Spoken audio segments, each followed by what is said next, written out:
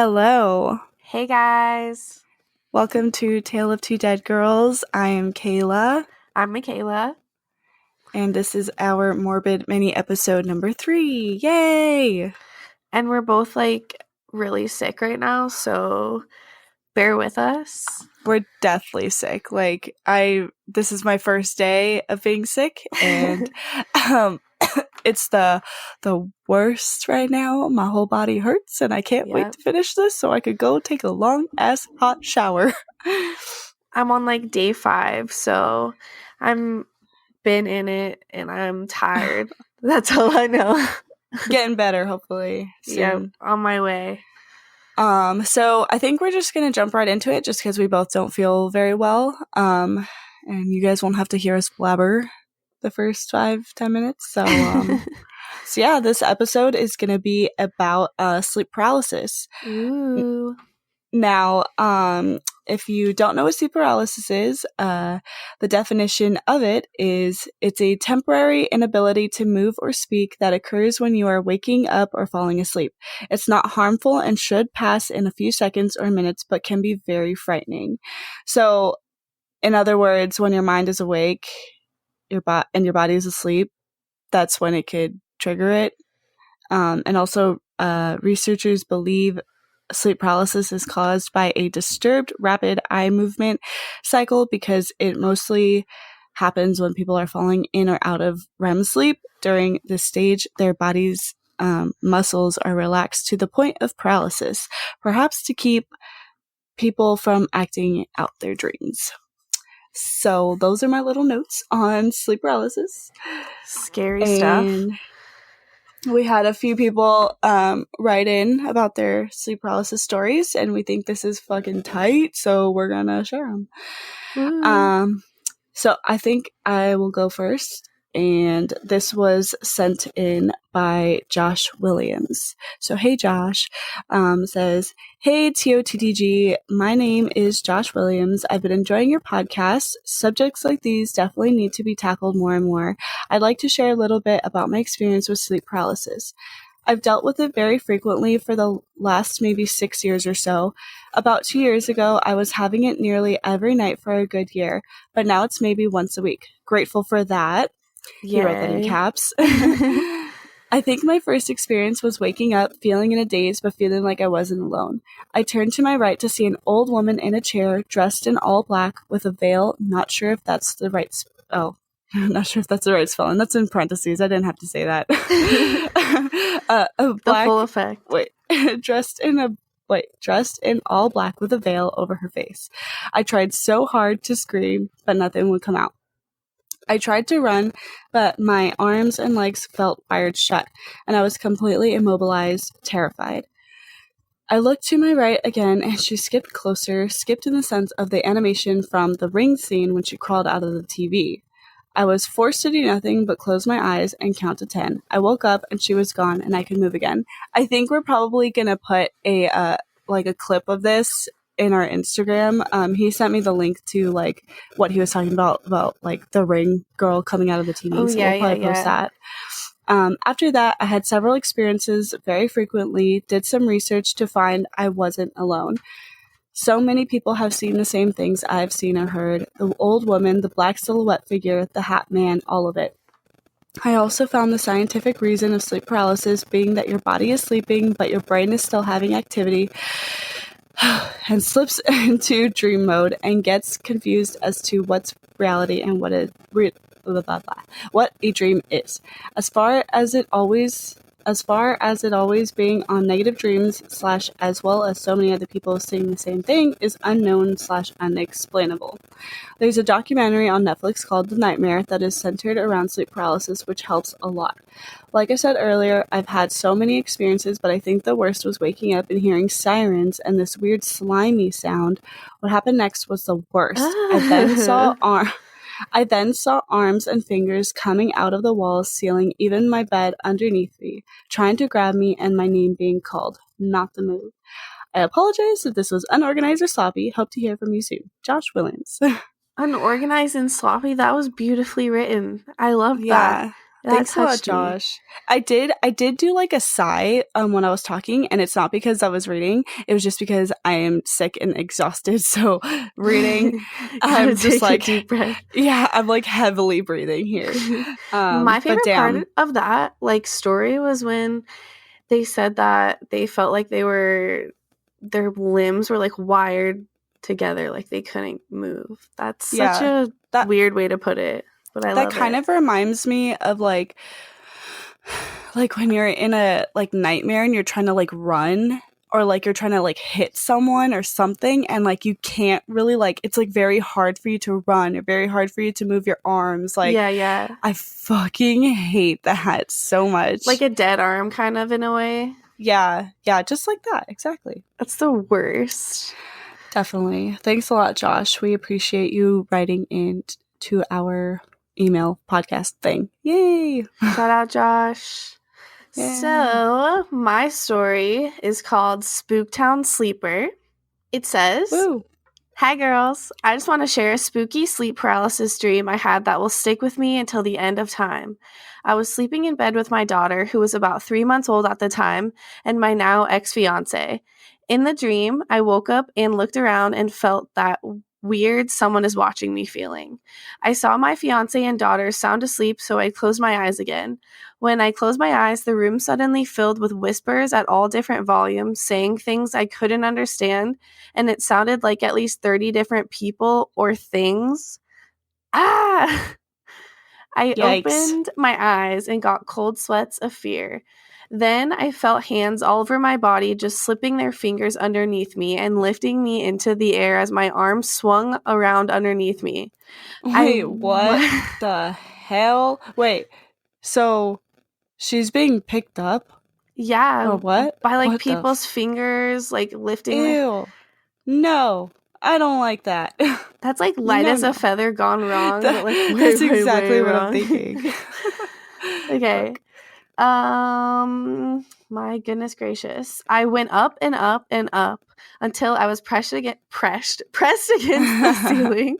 And at the same time, the whispers are getting so loud that I can't hear anything over them. I'm a purposeful, lucid dreamer and frequently do guided meditations to do so I always know when I'm dreaming and whenever I have nightmares. I make myself take a deep breath in and wake myself up, and I'm fully aware of this. During this moment, as I'm against the ceiling, I'm looking down at my daughter and fiance still sleeping exactly the same and knowing I'm going to be experimented on. I opened my mouth and my mind was screaming, help, help. And I did my best to physically do so, but instead my limbs fell one by one and dangled in the air with my body still pressed up against the ceiling. I cried and watched tears fall from my face onto the mattress next to my daughter, and then blacked out and woke up hours later with only these memories and nothing else after that. I still don't know what happened to me, but I assume it's lucid dreaming because I'm too scared to ponder the idea of being abducted. What do you guys think happened to me? With love and scares, Hannah and baby Monica. Well, first of all, I don't know shit about lucid dreaming. All I know is that you like control your dream. Yeah. But did she say, I'm sorry, I'm like so out of it. So did she say that she was awake when she was like floating up and shit? Well, I mean, or I think she knows she's sleeping or feels like she's sleeping at least. Like that's the state of mind. You know what I mean?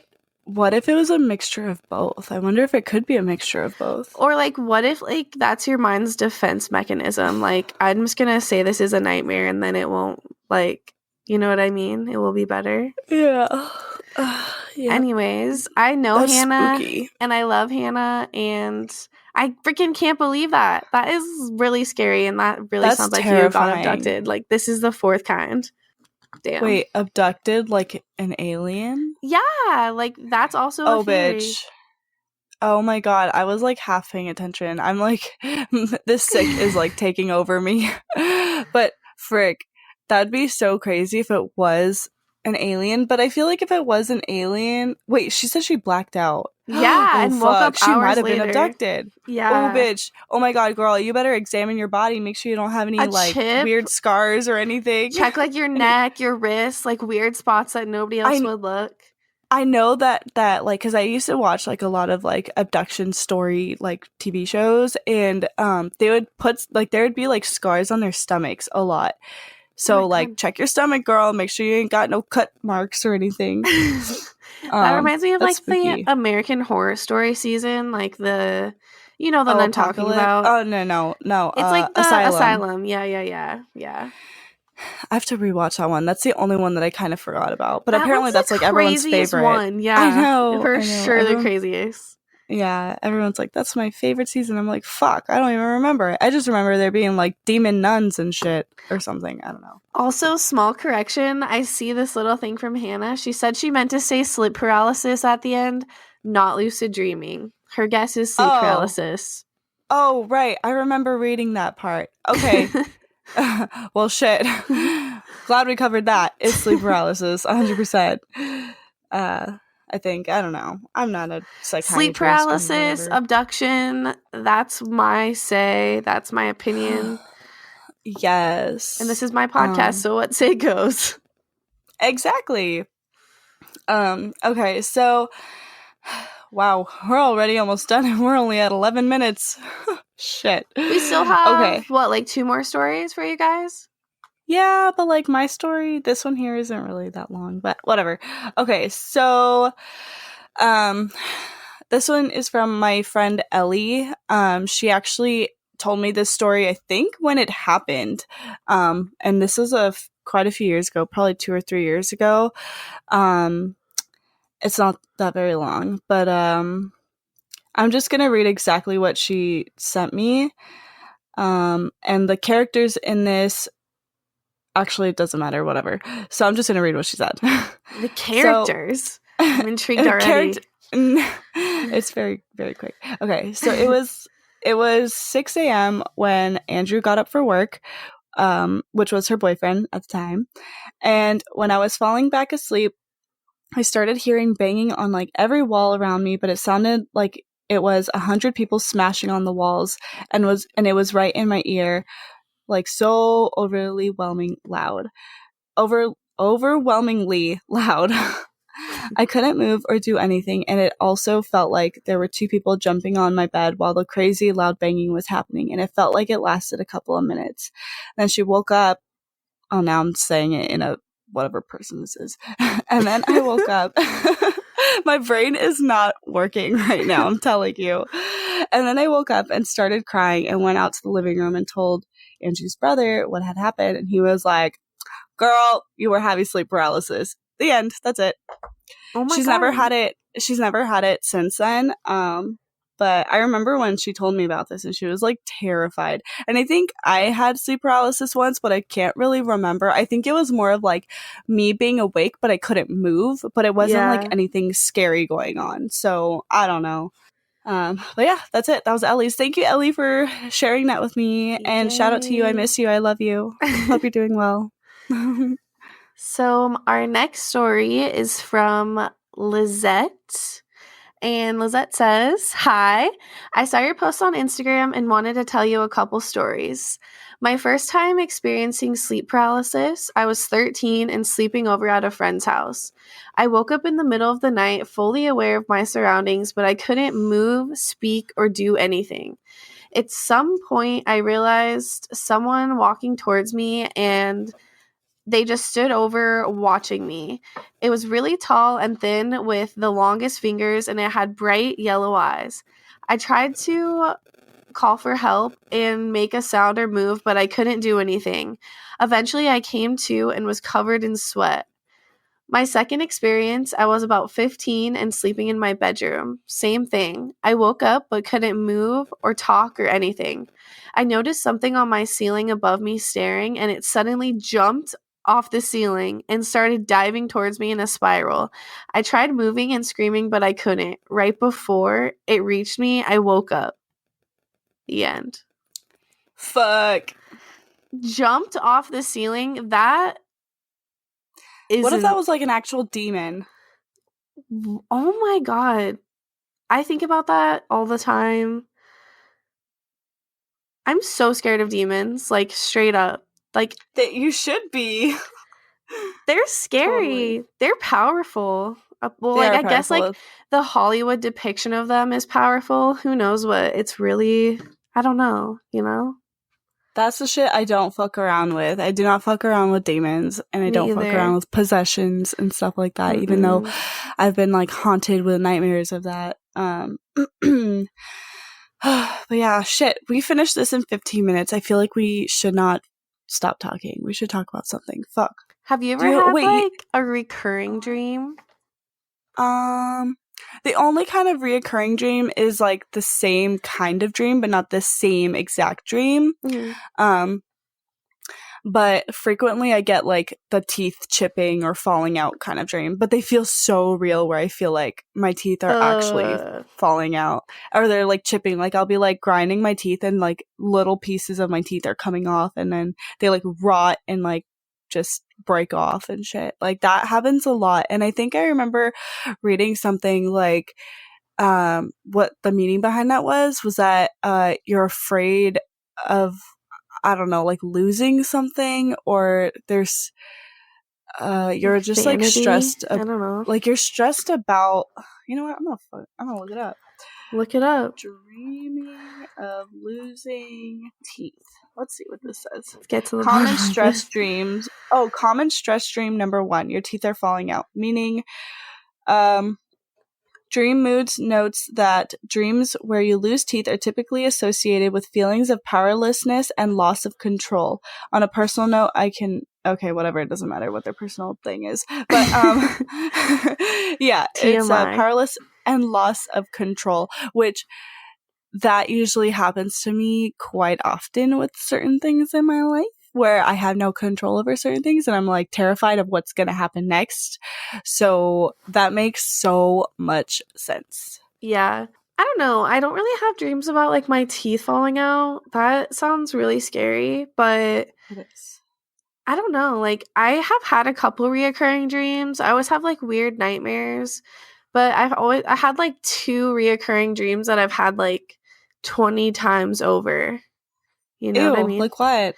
Is it scary? Yeah, they're both, like, scary. One is, like, it's weird because they both, like, manifested at, like, different times in my childhood. You know what I mean? Mm-hmm. And, like, one of them, like, you can tell the fear is, like, really childish, and then one of them you can tell the fear is, like, more mature. Like, I don't know. The one when I'm younger, it's, like, living in, like, this small little house that we used to live in, and there's, like, vampires, and they, like, come, like, raid our house, and they, like, eating our cat food and, like, threatening our family, basically, like, threatening to kill my parents, and I have to basically, like, battle these vampires. What the hell? Yeah, and, like, I've had that dream, like, tons of times, and it always, like, starts the same, but it ends differently. You know what I mean? That's freaking weird. You should try lucid dreaming with that. I want to. Because you could totally end up just, like, fixing that whole situation. That's true. Just turn that around. Change it. Yeah. I wish, like, I had practiced lucid dreaming more over my life, but I should practice it. It sounds really interesting. I remember learning about it after Insidious came out because of the whole, like, astral projection, and I was like, ooh, like, how do I do that? And I was like, ooh, what is this? And then I found lucid dreaming, and I was like, ooh, I want to do that. But because, like, I dream very often, and I usually am good to remember my dreams. Same. But I don't know. I just haven't done it. I'm too lazy to get up right away and, you know, write in my journal what I dreamt about. Same. So I know. But it seems, like, therapeutic to lucid dream. You know what I mean? Yeah. Like, totally. Yeah. Get, like, to control a piece of your life that normally you don't have control over anything, really. Mm-hmm. I kind of want to read just a random email story, just since we have the time. We could just add one more in here. It's not really, I don't think this is lucid dreaming. I haven't actually read this, which I should have, but I haven't. But she was in, I think, our first Morbid Mini episode. Oh, yeah. So, I just wanted to read her other story because she sent us another story. Yeah. Don't forget, you guys, send us your stories. We have, like, we want to know your guys' creepy stuff, you know? So get on that and Seriously. email us. Everything weird. Like, even if you think it's insignificant, I promise it's not. Like, just say Or it. Just say it. give us like your stalker story. Like if you have a Yeah. stalker or like a crazy ex-roommate or like something, like just a crazy story. Just give us something. But anyways, hers didn't have a subject. It just says, "Hey guys, it's Izzy again. I can't express how excited I was that my story was being read. Thank you guys so much. Maybe someone will come to you guys and say that they were cursed too. But anyways, this is a story my grandmother has told me from when she used to live in El Salvador." There's always scary stories coming from everywhere but the US. Like, That's so true. But I mean, like, I feel like they're more traditional and they're like passed down and they're oh yeah. that's like that's real. Yeah, I remember my stepmom, she used to tell me scary stories all the time, like when I was little, and she would say that this like her bed would rise and it would Oh my shake, and then God. she saw like a dead man on a horse with its head cut off. Like she would tell me all the scary shit, and it's like she's from Mexico, so it's like I feel like Mexico got a lot of scary stuff too. Like they have Yeah. tons of ghosts and paranormal things. Like the chupacabra. Oh yeah, I believe that killed our goat. We had a goat. We had two goats. When we were living in Lancaster, and one of the goats' name was Chiva, which I think is goat in Spanish. And I remember my dad was outside and he was like telling me to go back in the house, and then me being a little 7-year-old, I'm like, no, I'm gonna go see what's going on. And the goat is just laying on the floor, dead. The eyeball, like one of the eyeballs is out. There's like a hole in its leg, and then I think like its insides were like taken or something. And there wasn't like blood anywhere, if I can remember. And I was just like, it was a chupacabra. Either that or like an alien or something. I don't know, but That's really sad. I hope. We just watched Hotel Transylvania 3, and there was a chupacabra who ordered a drink. That's amazing. I need to watch that. I love so all funny. those movies. Like, is Selena Gomez still in that? What character does she play?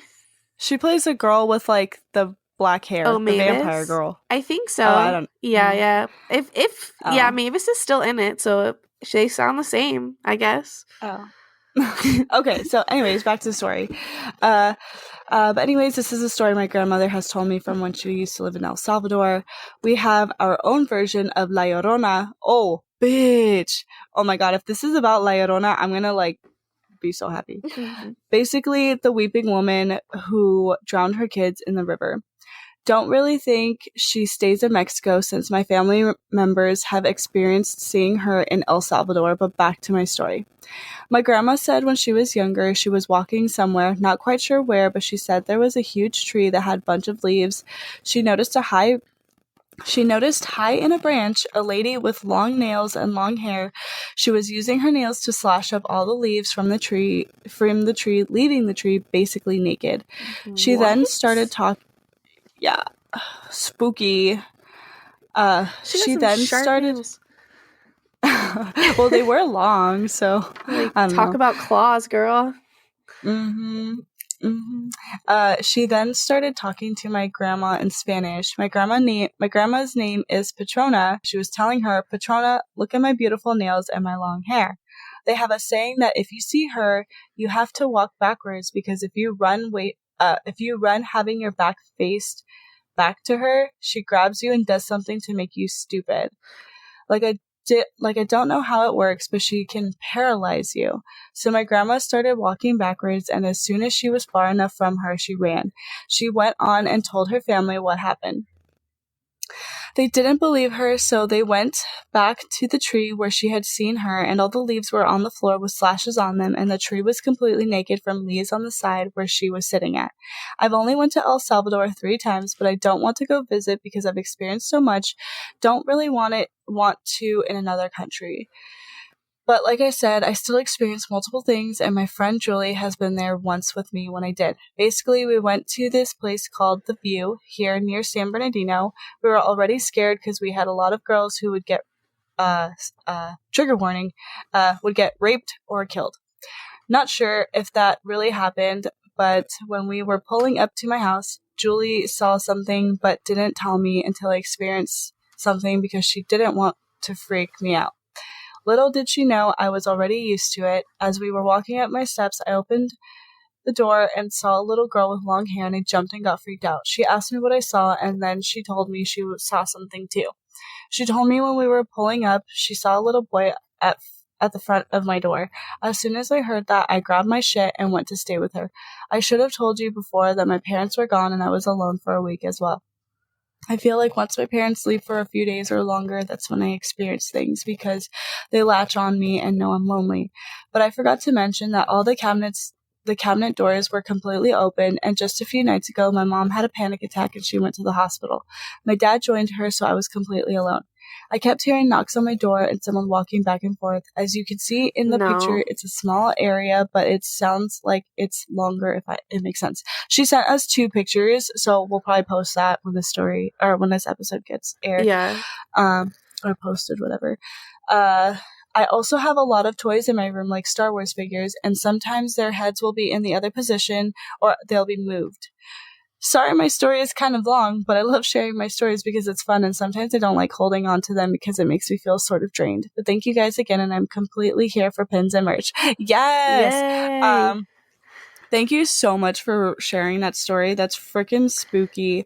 I like how you added like different ones all in one. But I really love how there's like different like La Llorona stories and traditional like urban legends or whatever that get passed down. Like that's so crazy. I love urban legends. I want to hear some of those. You guys believe in an urban legend? Tell us that because that sounds interesting. If you live in like a town that's like small or something, or if you live like, I don't know, wherever you live, if you have like a hometown urban legend or a home state urban legend, feel free to email us that as well. That would be super cool to discuss and share. For sure. And thank you. Yeah, that's all. Thank you, Izzy. Thank you, Lizette. Thank you, Hannah. Thank you, Josh. Thank you, Josh. And thank you, Ellie. That's all we got for you today. I promise we hope you guys enjoyed it. We'll be more chipper. Yeah, because we're a little, well, not a little, a lot sick, and it's not a good time. No. But we're here. We're making this for you anyways. So just hang tight because more stuff is coming to you soon. Yeah. Bye, guys. All right, guys. We'll meet you 6 feet under.